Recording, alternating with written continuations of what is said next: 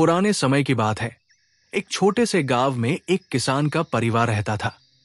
इस परिवार में एक युवक था जिसका नाम राहुल था। राहुल का दिल बहुत बड़ा था।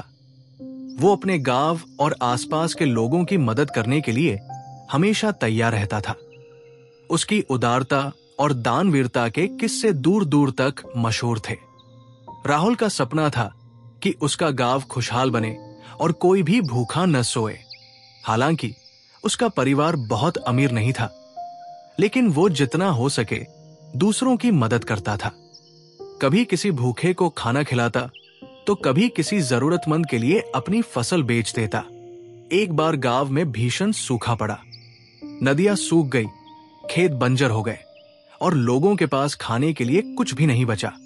इस कठिन समय में राहुल ने अपने घर में रखे सारे अनाज गांव वालों में बांट दिए।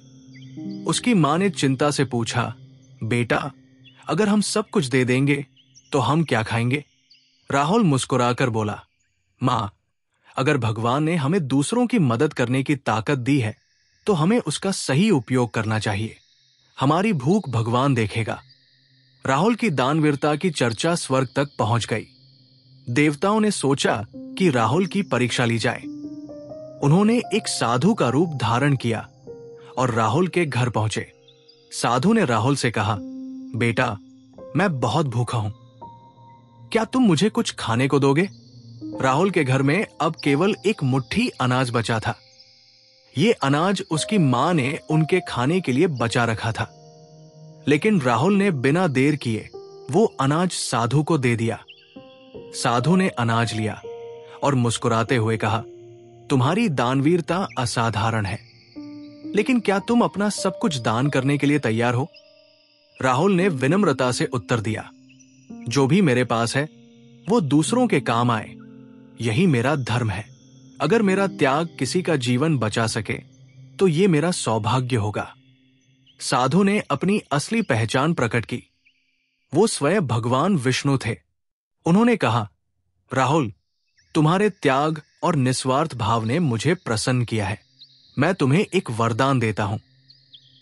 तुम्हारे द्वारा किया गया हर दान तुम्हारे पास दोगुना होकर वापस आएगा। भगवान विष्णु के ये शब्द सुनकर राहुल की आंखों में आंसू आ गए। उसने भगवान का आभार व्यक्त किया और उनसे कहा कि ये वरदान वो केवल अपने गांव की भलाई के लिए उपयोग करेगा। राहुल ने भगवान के वरदान का उपयोग करते हुए गांव के लोगों की मदद की। उसने खेतों के लिए पानी की व्यवस्था की, अनाज बांटा और गांव में स्कूल और अस्पताल बनवाए। कुछ ही समय में गांव फिर से समृद्ध हो गया। राहुल की दानवीरता और मेहनत ने उसे दानवीर राहुल का नाम दिया। उसकी कहानी हर जगह फैल गई और लोग उससे प्रेरणा लेने लगे। संदेश: दानवीर राहुल की कहानी हमें सिखाती है कि निस्वार्थ भाव से दूसरों की मदद करने से जीवन में सच्ची खुशी मिलती है। जब हम दूसरों की भलाई के बारे में सोचते हैं तो ईश्वर हमारी भलाई का ध्यान स्वयं रखता है।